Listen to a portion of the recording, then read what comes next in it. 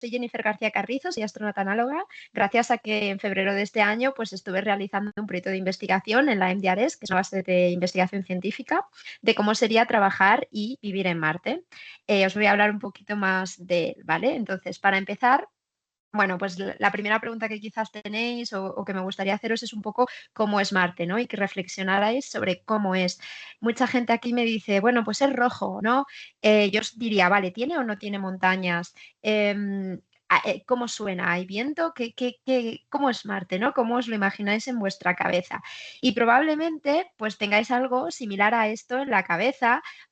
Quizás habéis pensado que era mucho más plano, pero la realidad es que no, que Marte es bastante montañoso. Y además, lo curioso de Marte es que, bueno, es rojizo, pero quizás no es tan rojizo, tan anaranjado como lo tenéis en la mente, sino que eso es más fruto de la ciencia ficción, ¿vale? En la Tierra, de hecho, esta imagen es de la Tierra, no es de Marte. En la Tierra, el lugar que más se parece a Marte a nivel geomorfológico es la parte del desierto de Utah, que está cerca del Cañón del Colorado, en los Estados Unidos, quizás os suene. Y es por eso que ahí es donde escogemos hacer lo que serían simulaciones marcianas. Hay otras bases de investigación, pero esta es una de ellas porque a nivel geomorfológico, como os decía, se parece mucho pues, a lo que sería Marte, ¿no?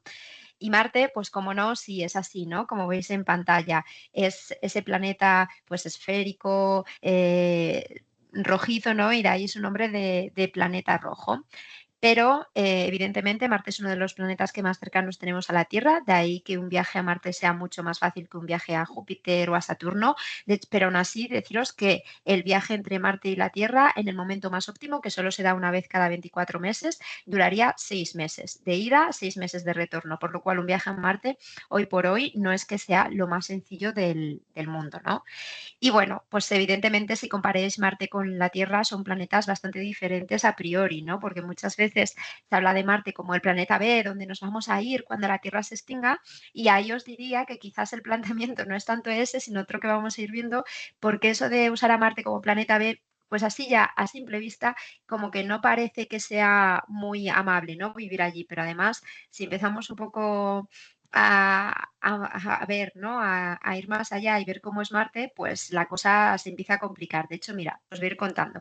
Para empezar, uno de los problemas que tiene Marte es el tema vinculado a la gravedad, ¿vale? Marte tiene un 62,5 menos de gravedad que la Tierra. Eso quiere decir que iríamos dando mucho más ligeros que en la Tierra. Es verdad que tiene más gravedad que la Luna, pero menos que la Tierra. Y consecuentemente acabaríamos pesando menos, ¿vale? O sea, algo que pesa en la Tierra 100 kilos, en Marte pesaría unos 38 kilos, ¿vale? Esto a priori puede pareceros no un problema, pero cuando tenemos falta de gravedad, y esto probablemente lo sepáis por los astronautas que están en la Estación Espacial Internacional, en la ISS, uno de los problemas que tenemos es la pérdida de densidad de huesos y también en los músculos, por lo cual a largo plazo acabaría siendo un problema para nuestra salud. Otro tema, bueno, es que Marte es más pequeño que la Tierra, más grande que la Luna, pero más pequeño que la Tierra. Esto a priori no es un problema de habitabilidad, pero sí que es algo que hay que tener en cuenta. Y su volumen es aproximadamente, o sea, entrarían 6 Martes en lo que es el volumen de la Tierra. ¿Vale? Más cosas importantes es que Marte tarda 687 días en dar la vuelta alrededor del Sol, por lo cual un año serían 687 días versus 365 días que son en la Tierra. Y además, y este es uno de los mayores problemas teniendo en cuenta, bueno, pues cómo podríamos vivir o no en Marte, su atmósfera es mucho más diferente a la de la Tierra. Para empezar, es una atmósfera que tiene sobre todo como mayor gas el dióxido de carbono y luego nitrógeno y argón, y el oxígeno sí que estaba, pero en muy poca presencia como uno de sus gases secundarios. Esto, como podéis ver, bueno, pues es evidentemente un problema porque no podríamos respirar sin un soporte vital, ¿no? Además, bueno, claro, explicaros que esa atmósfera que tiene es muy tenue, es muy débil y hace pues cosas como que, por ejemplo, el agua en estado líquido no pueda estar en Marte, sino que o se evapora o se congela por el frío que hace, ¿vale? Porque diríamos que el agua flotaría, ¿no? De cierto modo, porque esa atmósfera no sería capaz de retenerla en la superficie terrestre. Esto juntado con la gravedad tan baja que tiene, ¿vale? Entonces tendríamos algunos problemas. Además, esa atmósfera, por así decirlo, es tan fina que, bueno, pues nos genera problemas también vinculados con la radiación, ¿vale? La radiación en Marte es muchísimo más grande que la de la Tierra y eso hace, evidentemente, que, bueno, pues tendríamos un problema a nivel de salud, ¿no? Porque sabéis que, bueno, sí que es verdad que el cuerpo humano soporta unos límites de radiación, pero a partir de otros, pues empezamos a tener problemas de supervivencia, ¿no? Entonces me estaréis preguntando, bueno, ¿por qué me interesa tanto Marte, ¿no? ¿Qué tiene Marte de interesante? ¿Por qué se habla tanto de Marte en la ciencia ficción o algunas personas, ¿no? De conquistar Marte, llegar a Marte. Bueno, pues la idea no es tanto, a nivel científico, no es tanto conquistar Marte, sino la importancia que tendría llegar a Marte el ser humano, ¿no? O que tiene mandar también robots y mandar, bueno, pues aparatos, robots, viene más por investigar qué ha pasado con Marte y entender el momento geológico en el que está, porque si vamos a hace 4 billones de años, Marte es como tenéis en pantalla y si os fijáis, es bastante más similar a lo que, bueno, pues a lo que es la Tierra hoy en día. Entonces, lo que nos interesa es poder analizar y estudiar esa evolución que ha tenido Marte y, bueno, pues a nivel científico poder comprenderlo para poder también mejorar nuestra vida en la Tierra.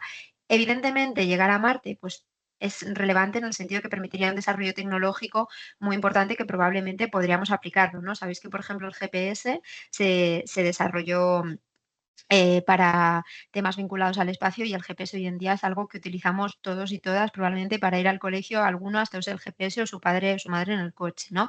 Entonces, que esa es un poco la intención, ¿no? No es tanto llegar a Marte, conquistarlo, irnos a vivir allí, porque como veis es un planeta bastante hostil y la vida allí sin un equipo de soporte vital y sin una serie de medidas sería bastante complicada, ¿no?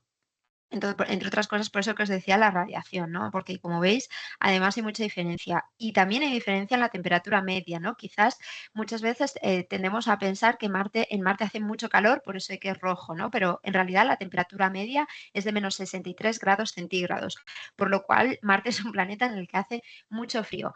Y es curioso porque podrías estar, si tú estuvieras en Marte y tuvieras los pies en el suelo, ¿vale? Tus pies podrían estar a unos 20 grados, pero tu cabeza estaría congelada, ¿vale? Para que veáis la diferencia que hay de temperatura entre lo que es superficie y un metro más arriba, ¿vale? Y bueno, pues dicho esto, habiéndoos hablado un poco más de Marte, sí que quiero presentarme un poco más y contaros un poco quién soy, porque, vale, sí, sabéis mi nombre y mis apellidos, pero es verdad que mi carrera investigadora es un poco diferente a la que probablemente tengáis en mente de lo que es un astronauta, una persona que hace cosas vinculadas con el espacio, ¿vale? Yo soy Jennifer García Carrizo, soy investigadora en la Universidad Rey Juan Carlos, en un grupo de investigación que se llama Ciberimaginario, y trabajo en el Laboratorio de Comunicación Inmersiva e Interactiva. Y trabajo ahí porque yo estudié un grado en Publicidad y Relaciones Públicas, luego hice un máster en Comunicación Audiovisual y acabé haciendo un doctorado en Comunicación y participación ciudadana. Y hasta aquí probablemente veáis difícil cómo enlazar lo de Marte con lo que hago, ¿no? Cuando terminé el doctorado hice un postdoctorado de otros 2 años en comunicación científica y en cómo podíamos comunicar la ciencia y trasladarla a la sociedad y hacerla interesante, ¿no? Por decirlo de algún modo.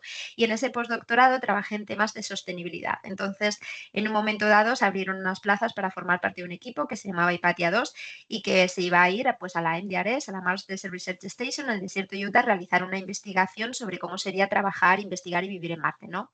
Y ahí es donde a mí se me ocurrió que quizás sería muy interesante presentarme a un puesto que había de periodista científica, pues para comunicar cómo sería eso y a la vez llevar un proyecto de investigación y de divulgación sobre temas vinculados a la sostenibilidad, ¿vale? E irnos contando pues cómo se hace que la vida en Marte sea más sostenible. Entonces, bueno, después de un proceso de selección acabé formando parte de Hipatia Mars, que es una asociación que se dedica pues a hacer, bueno, pues lo que sería, se dedica a hacer simulaciones en diferentes espacios, sobre todo en la MDRS, sobre cómo sería vivir en Marte y Hipatia Mars además era, bueno, pues esa tripulación con la que yo me iba, ¿vale? Al desierto de Utah. ¿Por qué escogimos el desierto de Utah? Bueno, pues evidentemente deciros que a lo largo de todo el planeta de la Tierra hay varias bases de investigación, ¿vale? Por ejemplo, se han hecho investigaciones de la ESA y de la NASA en Río Tinto sobre, bueno, pues diferentes aspectos vinculados a Marte, ¿vale? Aunque sí que es verdad que en Río Tinto, que a lo mejor os suena porque está cerca de Huelva, en Río Tinto, por ejemplo, no se simulaba la vida, sino que simplemente se investigaba cómo sería trabajar en Marte, pero no había una simulación de vida, ¿vale?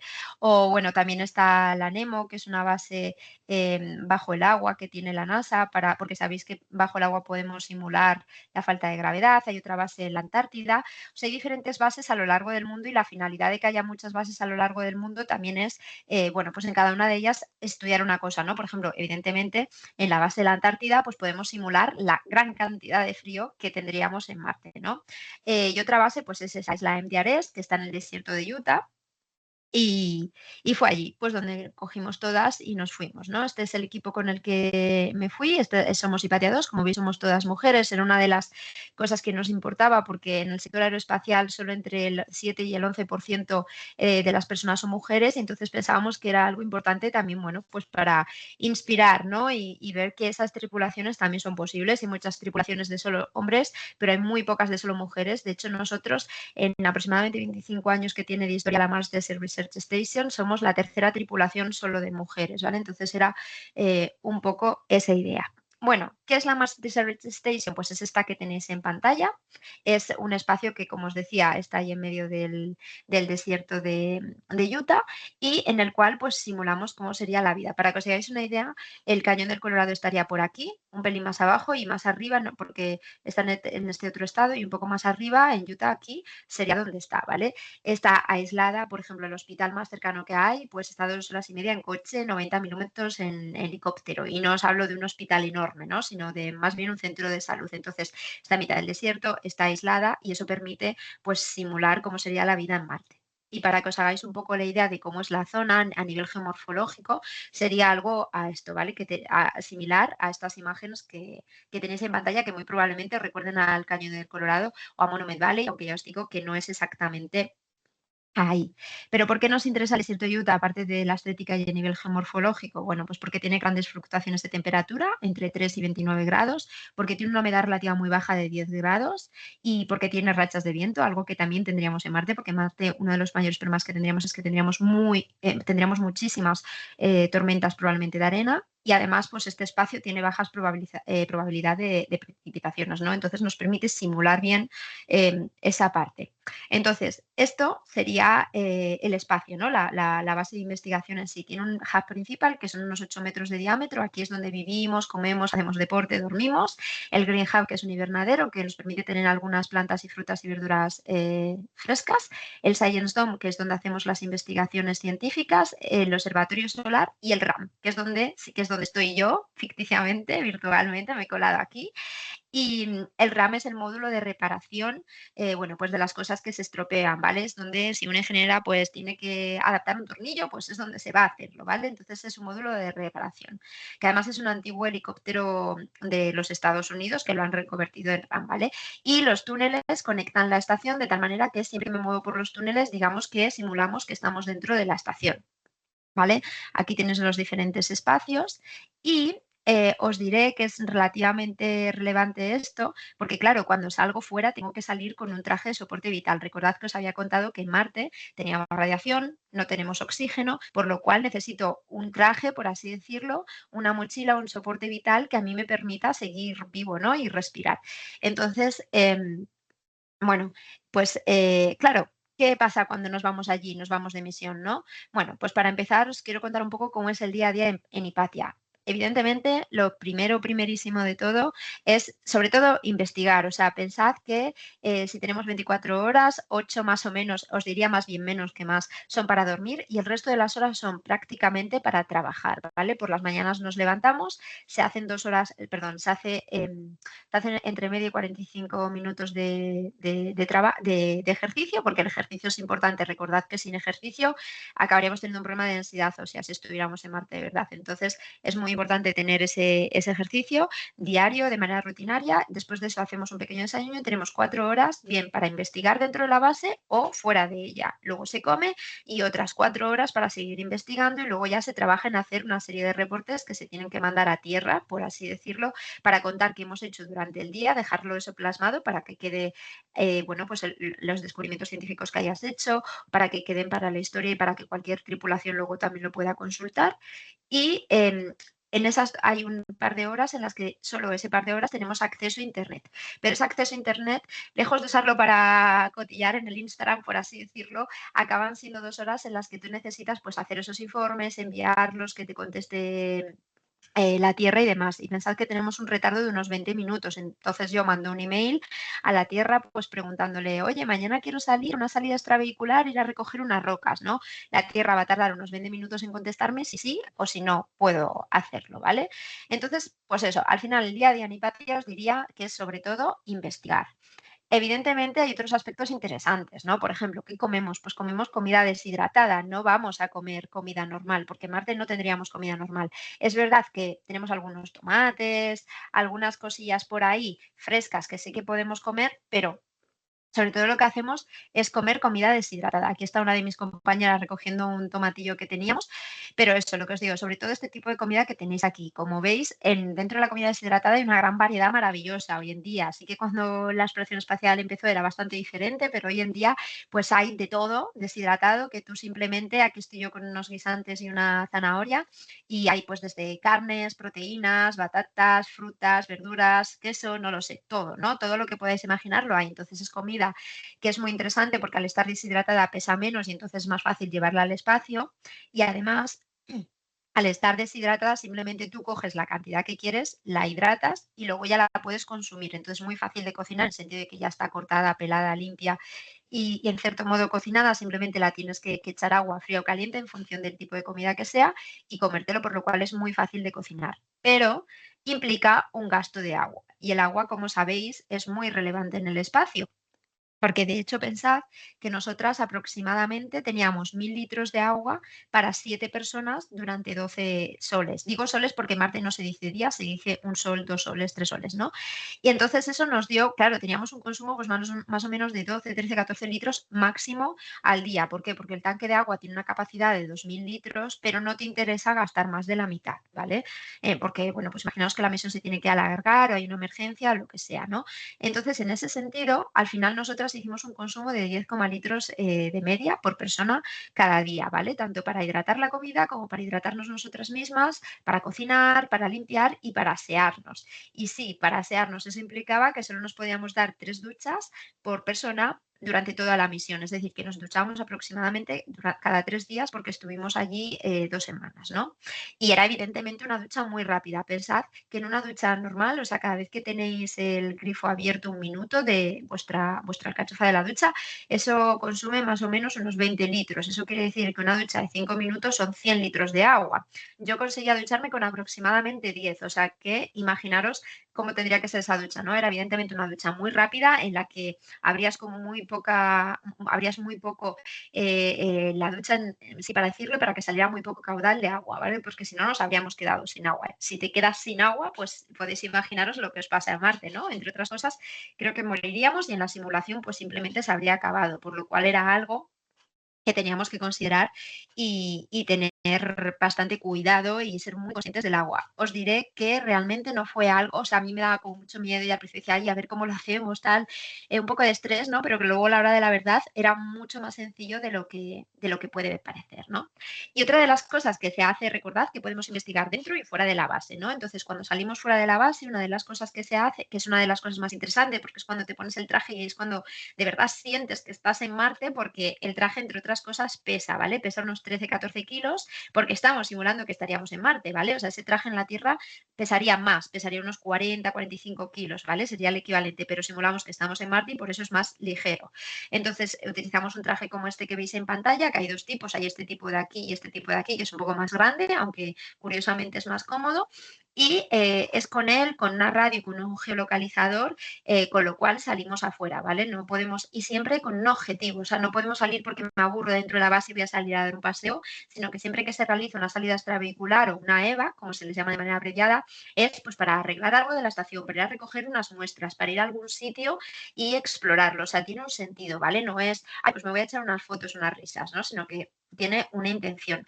Y además esas salidas las podemos realizar tanto andando o en esos rovers que veis ahí, porque hay veces que queremos ir lejos y es realmente dificultoso si no tenemos esa especie de rover, ¿vale? Evidentemente, la vestimenta espacial que llevamos no es exactamente como la que llevaría un astronauta en una salida extravehicular, entre otras cosas, porque pensad que un traje de astronauta vale millones de euros y sería muy difícil tener un traje de astronauta real. Eso limitaría las simulaciones muchísimo. Entonces, un traje simplificado, pero sí que nos ayuda a simular cosas como, por ejemplo, la limitación de movimiento, el peso que llevarías, cómo trabajar con él. Llevamos guantes similares a los de la nieve. Entonces, todo eso dificulta mucho la tarea. Es ponerte el traje y bueno, pues eso, sentir la realidad y sentir que realmente estás en Marte porque todo se empieza a complicar mucho más, ¿vale? Entonces, bueno, pues aquí tenéis algunas fotografías de esas salidas. Aquí estoy yo recogiendo una serie de rocas. em, y luego también, como os decía, se investiga adentro, ¿vale? En el observatorio solar podemos ver la actividad del Sol, las manchas solares y demás.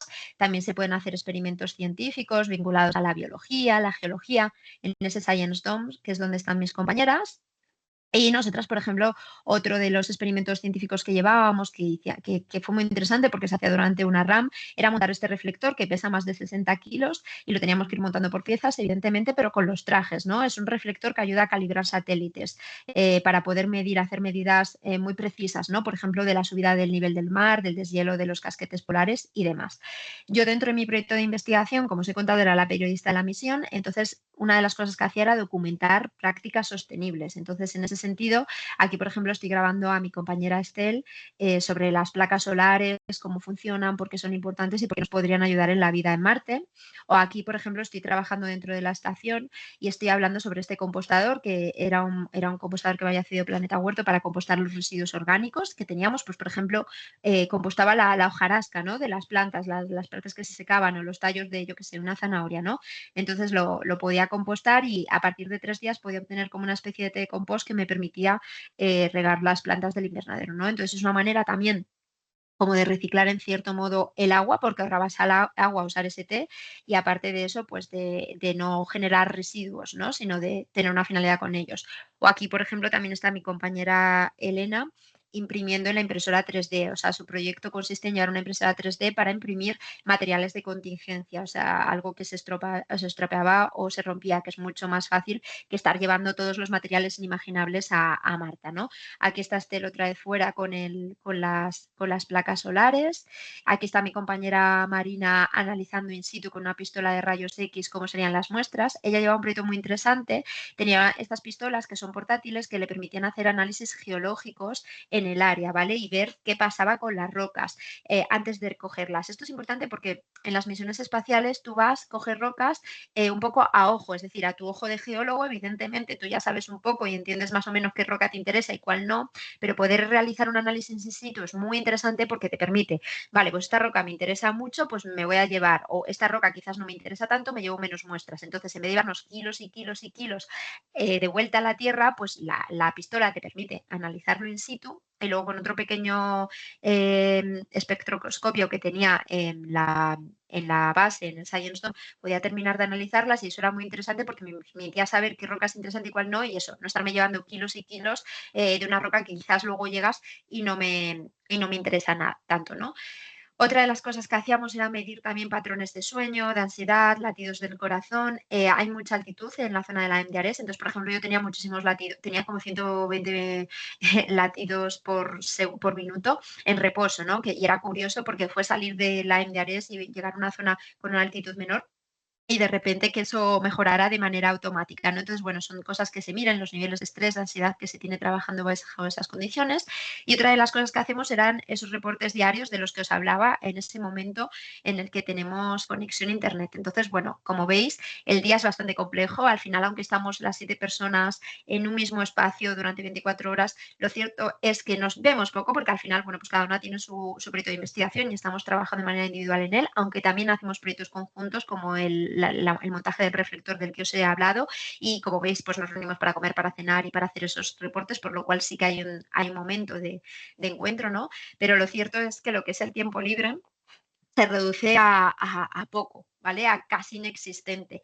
Sí que, bueno, a veces encontramos pues algún momento para cocinar, o quizás el deporte podríamos considerarlo tiempo libre o tiempo de ocio, no lo sé, pero lo cierto es que es bastante complicado y complejo, ¿no? Porque al final cada minuto que estás allí, pues la idea es que trabajas en el proyecto de investigación, cada minuto es muy costoso a nivel económico y científico y técnico y también es muy valioso porque al final pues no puedes levantarte un día y decir, ay, me voy a la MDRE, sino que hay un proceso de selección y demás, por lo cual cada minuto que pasas allí es muy importante, pues igual que si fuéramos a Marte o que si estuviéramos en la ISS, en la Estación Espacial Internacional investigando, y en ese sentido pues la idea es aprovecharlo al máximo, ¿no? Evidentemente, pues no sé, fue el cumpleaños de nuestra compañera Elena, pues como no, lo aprovechamos, lo celebramos, nos comimos unos buenos helados deshidratados, que no está nada mal, os diría que están, aunque no se derriten y no están fríos, están realmente ricos. Y nada, pues eso es todo. No sé si tenéis, aquí os dejo mi Instagram, también tenéis el Instagram de Hipatia, que es la misión con la que me fui para que, bueno, pues si os interesa más, si os interesa podáis saber más sobre la misión, sobre lo que hicimos, cotillar algunas fotillos. Y nada, pues no sé si tenéis alguna duda y yo encantada de resolverlas.